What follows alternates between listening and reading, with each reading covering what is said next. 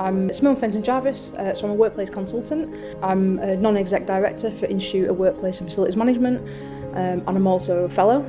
I became a fellow first, and then I got voted onto the board last year. So everything that IWFM does is, how can we progress workplaces forward? So we'll have lots of different partnerships with various organisations where we're saying, let's create thought leadership guidance.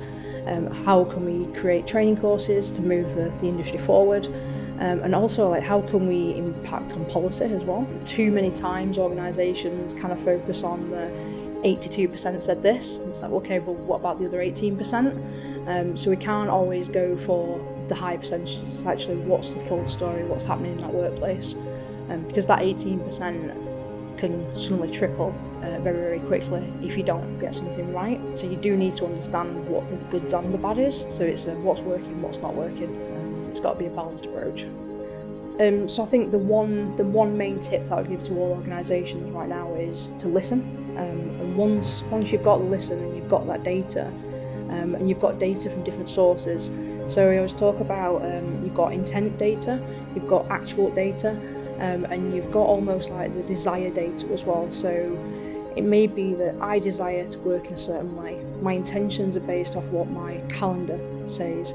My actual is maybe what's happened in the actual workplace in that day.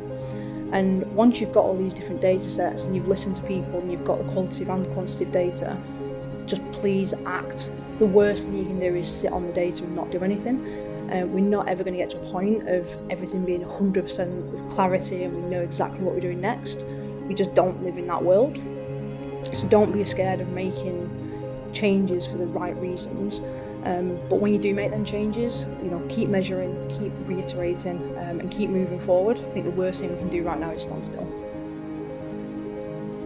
Human-Centric workplace was all about driving change.